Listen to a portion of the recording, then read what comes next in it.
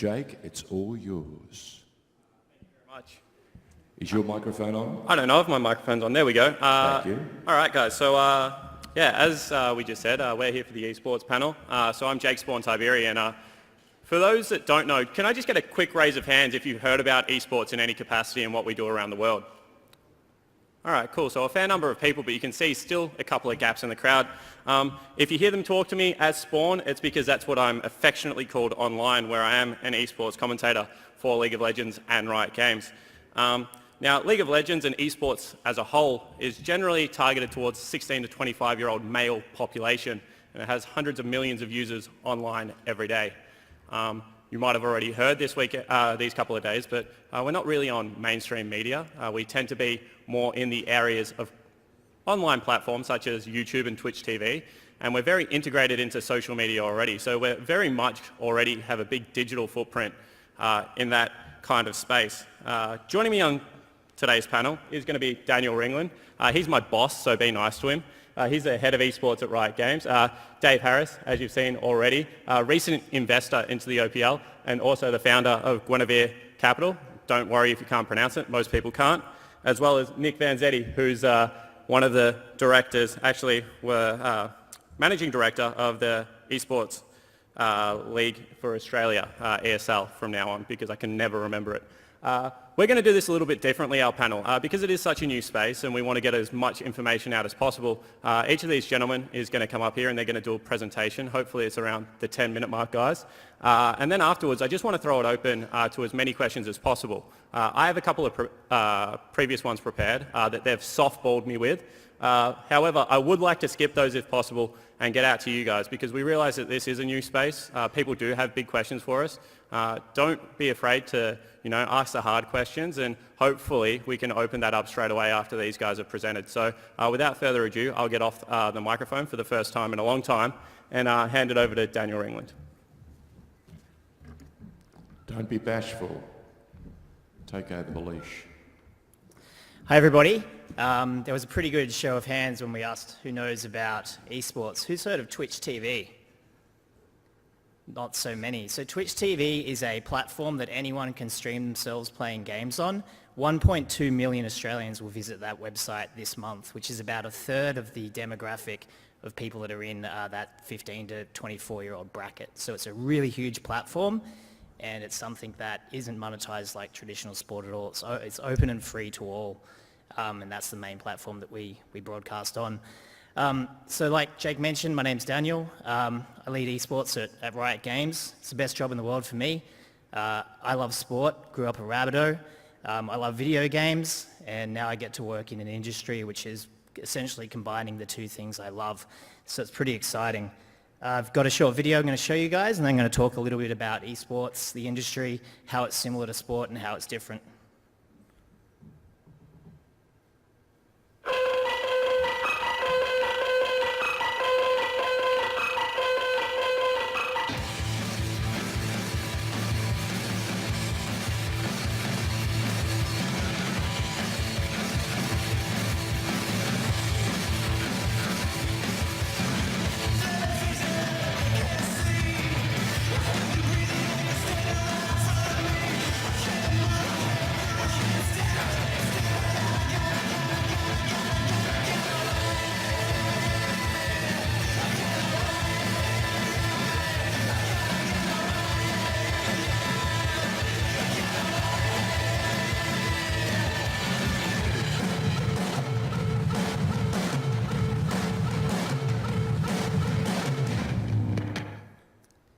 So there we go, there's a bit of a sizzle reel for you.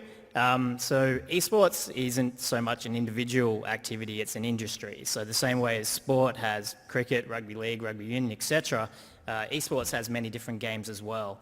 The company I work for is called Riot Games. We develop and publish the world's most played video game, which is called League of Legends. 100 million people will play that game this month at least. One of the things we do on top of developing the game is we're growing the industry of esports, and that essentially involves growing all the infrastructure around our game that you guys have been growing around your sports for the last couple of 100 years. We've grown pretty quickly. This was what the World Series Grand Final looks like in 2011. I always like to point out the duct tape holding up the tablecloth on the table there. 1.7 million people tuned in to watch what is essentially a couple of tables, some guys sitting there talking about what was happening on a webcam. Fast forward a few years, and that's a photo that was taken this year at the Staples Center in Los Angeles, which sold out completely. Number of people that watched the World Series final, the numbers are from last year, but pretty big. So we've essentially gone from card tables and tablecloths to stadiums and 36 million viewers in 5 years. We've had to grow all the infrastructure that allowed that to happen, and we've had to do it very quickly, so it's been tough. So our prize pool is big. It's partially funded by Riot Games, but it's also partially funded by the players themselves as well.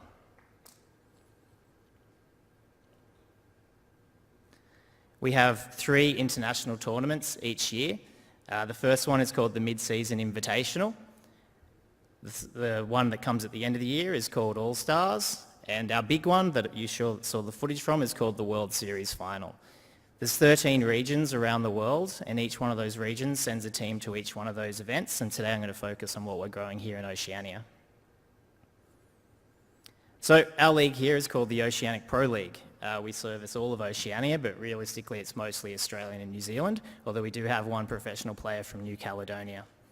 The Oceanic Pro League has pretty much everything that traditional sports have, except on a much smaller scale, and we're just getting started building it.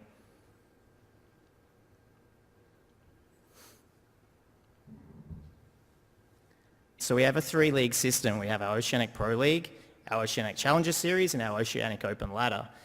One relegates or promotes into the last, and the idea, just like with all traditional sports, is that we want new players coming into the system to make sure the top-tier talent are constantly pressured to perform. We have sponsors that want to work with us. These are some of the examples that have been really good throughout the year. Fox Sports has created a lot of video content around our players. Some of it's performed very well. I think one of the videos they made for us was one of the top videos that performed on Facebook for the month that it aired.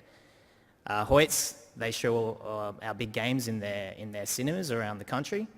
And Red Bull has created a lot of their typical wacky out there Red Bull content around our players and games as well.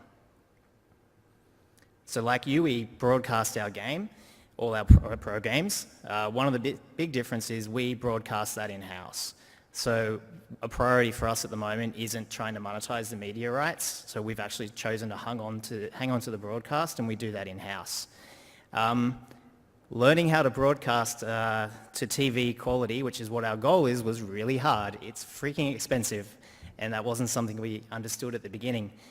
So we've gone out to the industry, we've hired some TV veterans, they've told us what it's going to cost. We've said, really? Okay, we'll do it.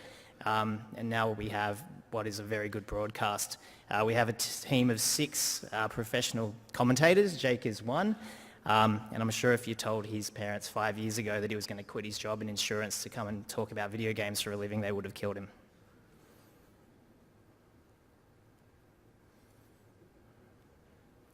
Oops, sorry.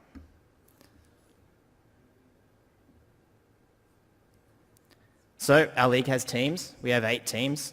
And recently, Dave, who you'll hear from next, has invested in one of those teams, and he's going to hopefully help them take things to the next level and learn a lot of sporting examples. Those teams have their star players. They have coaches, they have analysts, they have all the support staff that goes along with running a successful sporting team, except as we're just getting started, they're mostly volunteers and people who are mainly passionate about esports. We have a big grand final, so this footage, that picture there is from the grand final this year, which was in the Courier Mail Piazza in front of 2,500 fans, which was a sellout for the stadium. And then we have international events, so like I covered before, the team that wins at the regional grand final goes on to compete against the rest of the world. There's 13 regions: North America, China, Korea, Taiwan, Brazil, Turkey. Many, many regions all around the world. Pretty much all of the major regions are represented. Big on social media. I'm not going to go on much about social media. We've talked about that a lot for those last day and a bit. But with our demographic and how active they are on social media, it's been one of our biggest drivers. The way the players and the fans interact constantly is mind-blowing. There's thousands of conversations happening at any one moment between fans and players. The fans love these pro players. That footage, that picture there is actually from the grand final last year, and we had people queued up, waiting, just looking to get a poster signed, all the sorts of things you expect to see from a cricket player or a rugby player. Teams sell merch, players buy merch, and we have some pretty dedicated fans in Oceania. The last count from Twitter is we have 4 people that have gotten a tattoo of their esports team, and that's certainly our early adoption there. So a big part of our strategy is we want to help our teams grow. Like everybody here knows, a strong league needs strong teams, and a lot of our teams at the moment are run by guys who are very good at League of Legends, and they happen to be in the right place at the right time when we picked up our 8 teams, and they've now got this huge opportunity in front of them, but they need a bit of help to get there. So essentially we invest each year, well next year we'll invest up to $90,000 in each of the teams, and we're not looking to take any equity or anything from them. We want to give those teams money, and why is that? Well, because you can't have a league without its teams.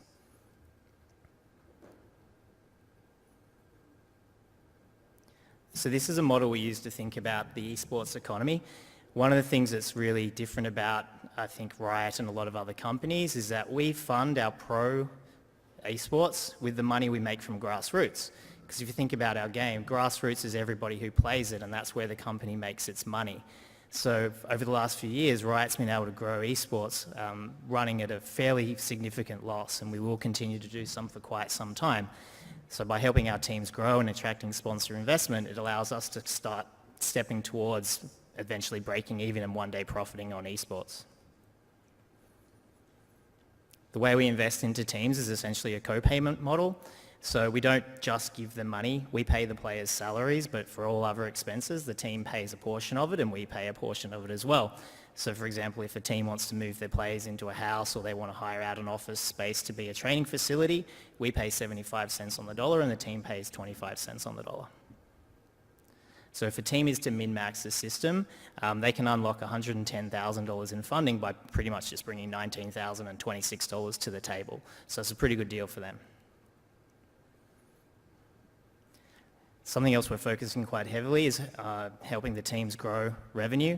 So all the same opportunities exist to make revenue from a team as in traditional sport. One of the big ones that's different for us is digital merchandise.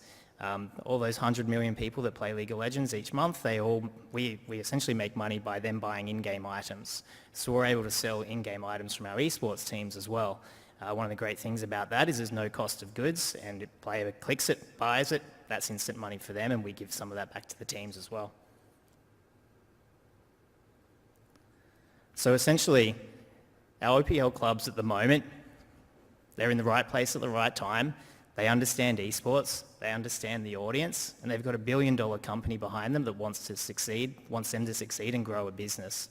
But they're short as well. They don't know how to take the opportunities we're giving them because a lot of them are young guys, haven't run a business before, they're in the right place in the right time. So they need a lot of guidance and help to get there, and that's something we work on as well. Around the world, if you guys are hearing about esports, you're probably hearing about these sorts of headlines. There's now too many to actually put on a slide. There's a lot of people from traditional sports buying into esports teams. It started with the very first team was actually a Turkish soccer team called Besiktas. Now I feel like it's in my newsfeed every second day. I think the reason for that, 60% of esports fans in Oceania at least also follow a grass sport. So there's not like people are choosing to do one or the other, they do enjoy both. And that's it. Thank you.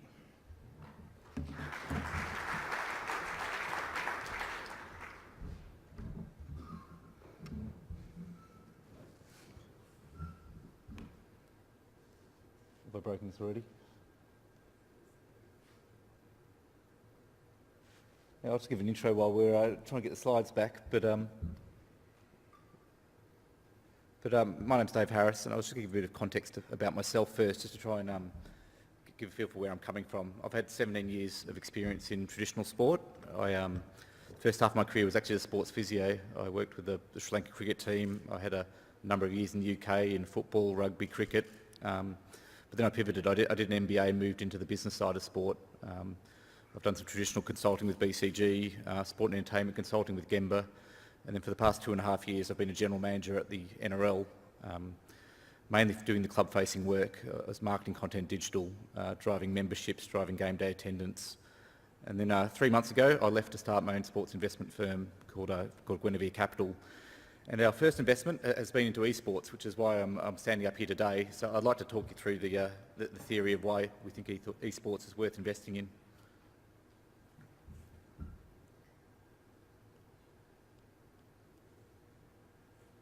Am I hitting the right button? Big green button. Sorry guys, up the back there.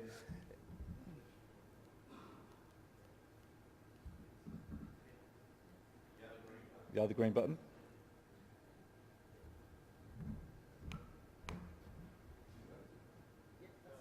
Here we go. I'm the non-techie amongst the group of us, obviously.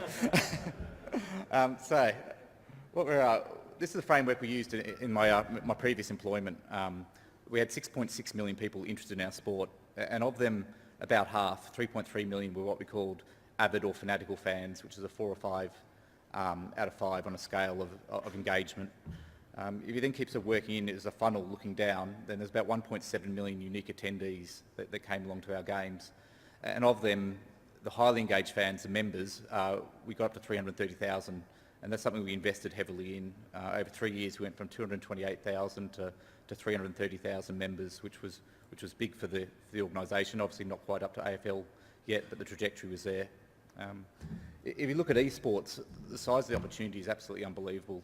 As I said, there's 100 million people played the game last month, and of them, the majority are actually highly engaged fans because of that participation.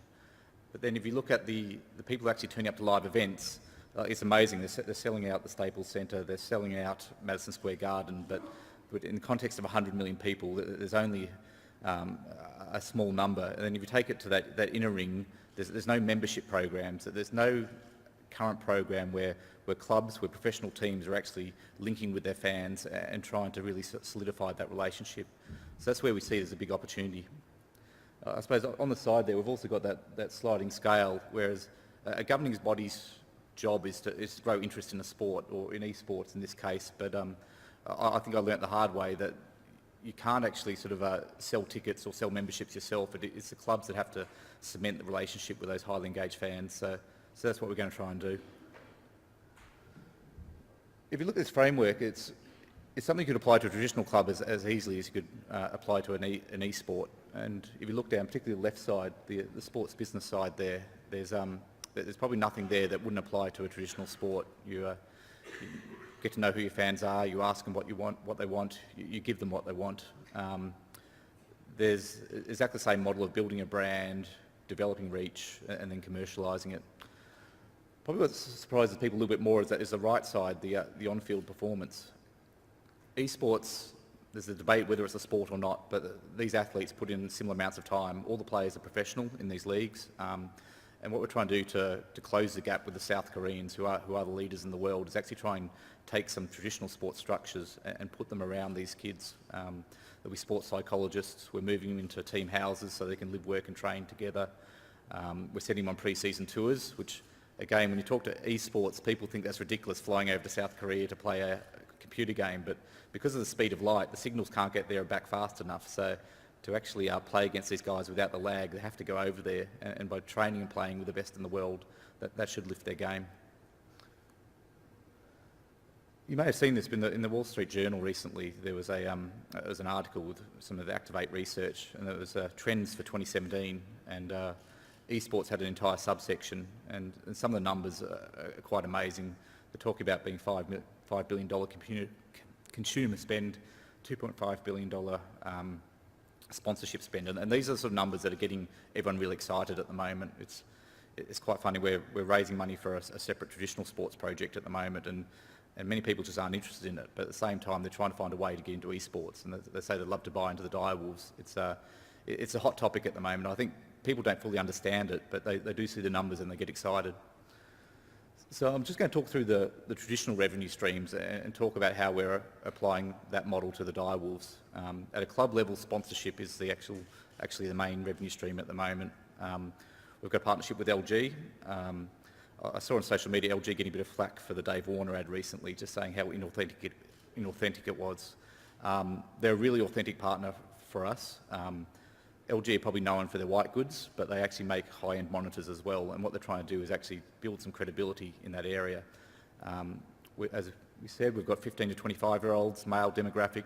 A lot of brands want to reach and talk to these people authentically, but LG do it really well. They don't try and use us to drive traffic to their site. They run competitions on our site.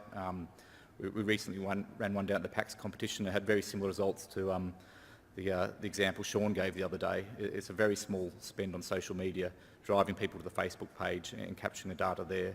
And just for a few $1,000s, you're getting tens of thousands, hundreds of thousands in reach.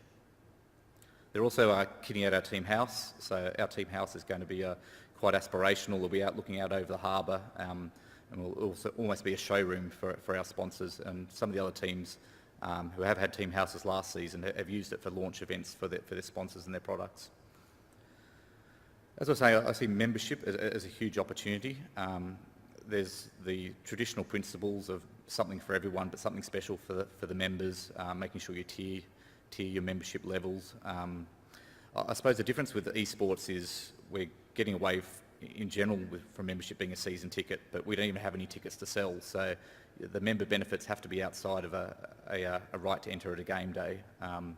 So I suppose the advantage in esports is it is actually easier for crowds to mingle with the athletes in a virtual environment. We've had a lot of people talking today about the limitations of a stadium. We've got 100 million people out there that can actually mix with these guys. And we're trying to combine the out-of-game and the in-game environment. So these on the right there's a chat room, so you can go in there and chat with the players, and you can actually play a game with the players, which is not something you can do in other sports. Ronaldo can kick a ball in the top corner. You probably can't do that, or judging on the Bondo Blue activation, even through a small target. But what you can do is actually pull off an esports move that the best can, and you can actually learn from these guys. So these 100 million participants want to play with and learn from these elite guys.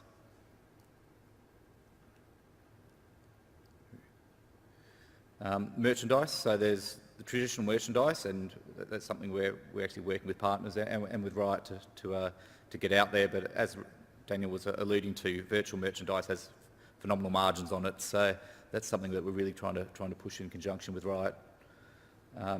Game day competitions, as I say, the prize money is ridiculous. There are competitions with $20 million prize money, but from our point of view, you can't build a business model around hoping to win major tournaments. So we're developing all the other revenue streams, but from an Oceania point of view, there's a little bit of prize money for winning Oceania, but what that does is qualify you for the next level. And then they've got the wild cards, and then you've got the World Championships, and all of a sudden you can be playing in front of 36 million people with a couple of wins from there. And lastly, broadcast rights. And as Daniel was saying, the pyramid sort of tipped on its head in esports. There's a lot of sports, like my previous employer, where the broadcast rights had to fund grassroots. This is actually the opposite. In esports, that massive participation base is actually funding the elite competition at the moment, which provides a great opportunity. But at some stage, the broadcast rights will be lifting for revenue as well as reach. And at that stage, hopefully, some distributions will be trickling down. Where the guys are making quite a bit of money at the moment is actually streaming. So Twitch, which Daniel was talking about earlier, you can actually stream to Twitch and put up a paywall, and subscribers can watch you. And there's a lot of local guys that are making a few hundred, a few thousand followers, and it's $4.99 a month. So when that multiplies out, a lot of the professional players are actually making more money from the streaming side than other areas. But I'll hand over to Nick now, who might want to talk through his model. There's a green button in the middle there. Thanks, Dave. Okay, so my name's Nick. I'm the Managing Director of ESL Australia, and I'll tell you what actually is ESL. So our sort of position in the market is more of a league operator, sort of in the middle of other than working just with Riot Games, we work with all the publishers who ultimately, the creators of the game, have the IP rights. But I'll show a quick video that it sort of explains that.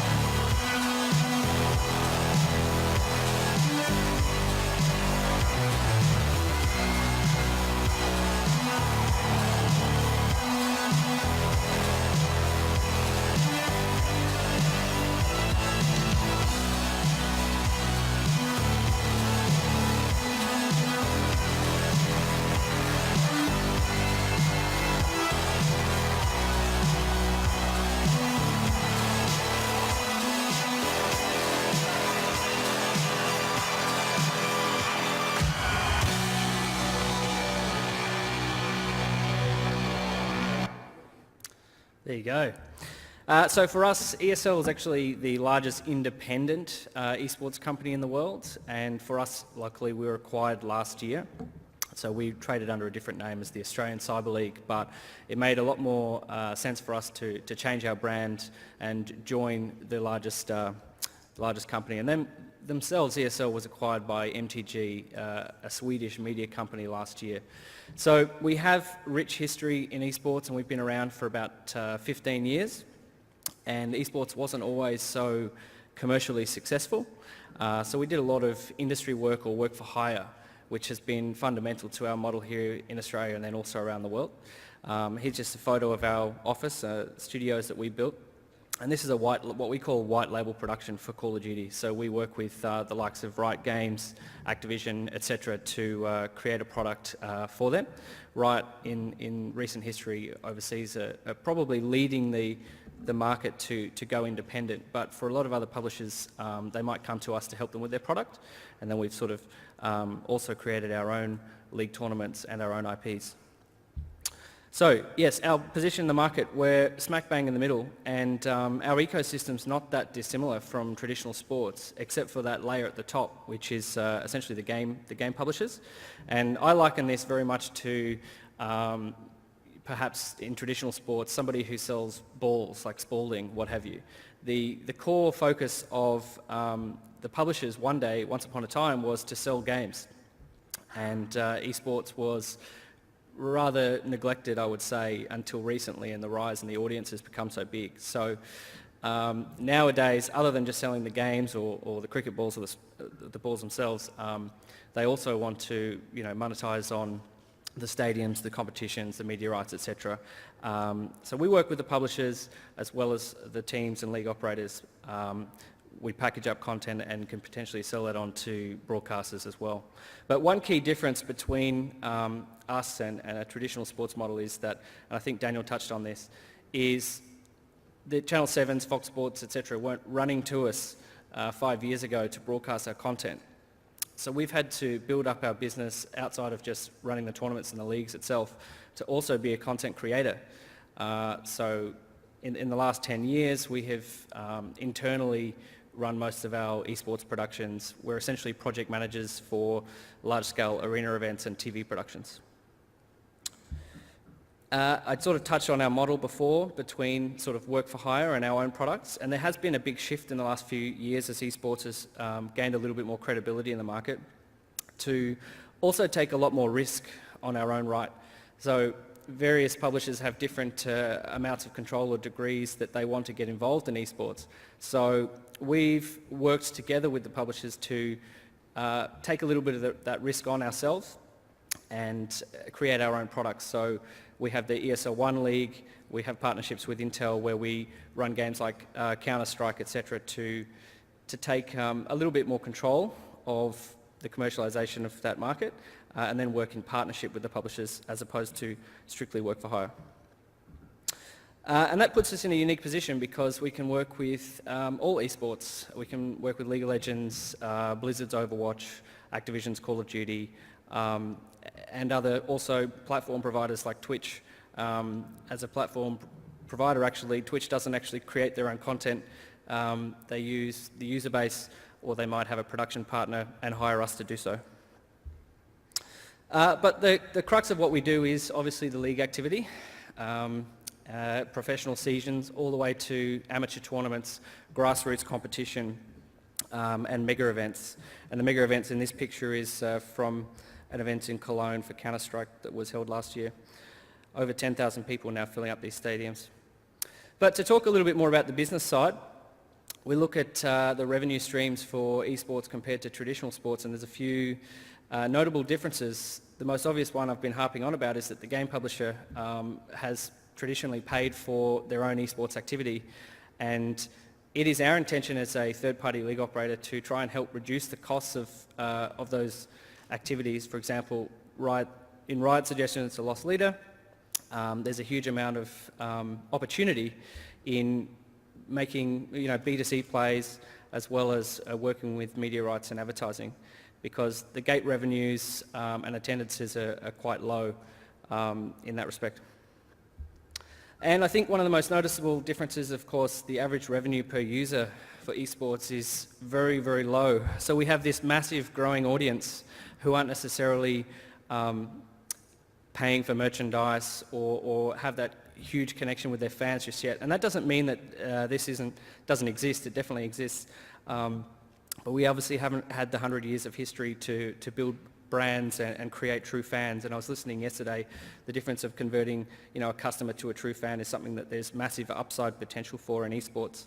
And if we were to double our ARPU, we would be hitting the esports revenue targets of $1 billion much, much sooner. So it is a big industry and it's growing a lot, but there's massive upside potential on how we monetize from our own audience. Some of the big trends that are occurring in our industry now, 3 years ago, a lot of people in this room may not have even heard of esports.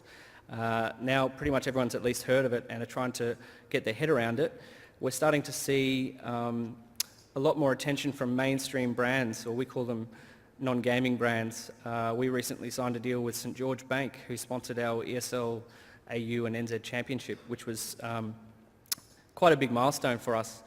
And then there's also a lot more attention from traditional media companies. I've been in a few summits similar to this where the TV companies are sort of saying, or some of the people in the room are saying, well, where are the millennials? Where are the 15 to 25-year-olds? Well, a lot of them are watching our content. So these traditional media companies are starting to investigate how to potentially use esports to access that market. And this is sort of where we're going to now. So we look at our 15-year history, and I love to look at the first 10 years of rejected and neglected. But as we started to grow the base and form big partnerships, particularly with Intel and a regular pro circuit structure as such in the past, we started to build a little bit of momentum and underground movement. But it wasn't really until the last couple of years that we really started to see some real growth, and not only in the audience. A lot of the growth has either come back off the investment of publishers who are really foot forward, like Riot, or off the commercialization of sponsorships. And that has then in turn allowed bigger prize pools, which has meant that more players are interested, etc., etc. And now we're at a point where media rights and some of the monetization is actually becoming really relevant and quite big. So more short to mid-term, obviously the opportunities for us are growing sponsorships outside of what we called endemic brands, which are gaming headsets, peripherals, mice, etc., to working with the Schnitzers and St George Banks. Media rights do represent an opportunity for us as we try and navigate that space with traditional media, even though we do still live on a digital platform. And I also touched, of course, on growing the actual commercialization of our own audience by creating more live events. Gamers are actually quite social creatures and do like to come to these are big events because it's so similar to traditional sport. The atmosphere and hype and social engagement that comes with being in a live venue can't be surpassed and is probably contrary to popular gamer belief. And of course, team and game merchandise are probably big opportunities for us. But I think it's probably time to go to some questions, and enough telling you guys about the industry. I'll pass back over to Jake. Thanks very much, Nick. I'm just checking the time and we are running quite tight, so I'm just going to throw it out to the floor. So can we get some microphones circulating if possible? I will ask one of the questions first, and that is, I hear about it a lot. I'm a commentator. Are we a sport? Are we an esport? Are we video games? Are we somewhere in between? I just want to get the panel's thoughts on it because I know it's the first thing off everyone's top of their mind. So I'll start down with you, Nick, because you work across the most of them. I think it's a common question that we get, but to me it doesn't matter if we're a sport or not because the audience is big. So I'm not offended if someone says that we're not, but you know we share so many parallels with traditional sport that it is very obvious to make some comparisons. I'm exactly the same. It doesn't matter, but I think as we've demonstrated there is a lot of crossover and a lot of parallels, and the same principles from traditional sport can be applied to esports in a lot of situations.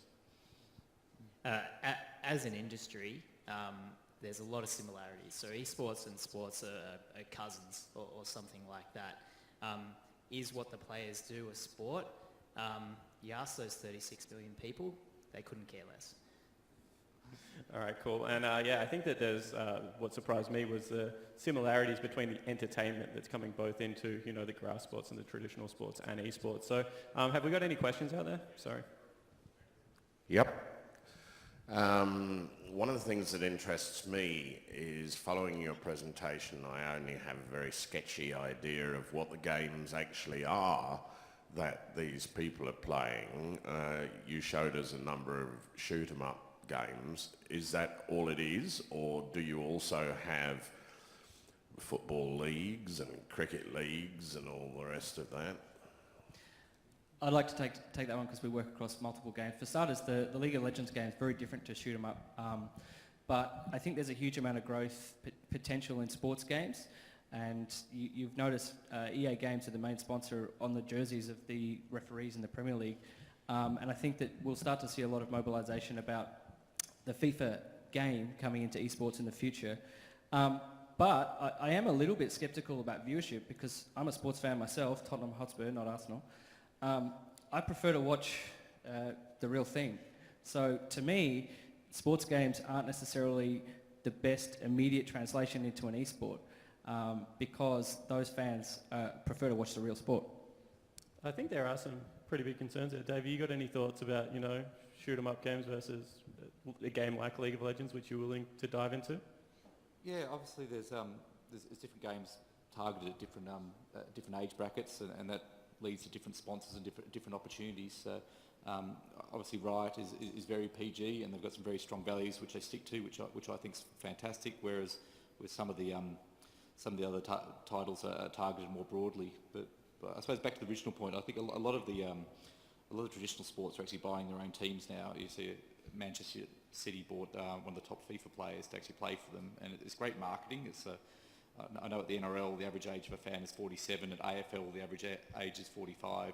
It's pretty much getting 1 year older each year. They've got an ageing fan base, so to be able to connect with these 15 and 25-year-olds and attract them to your brand is quite a powerful thing.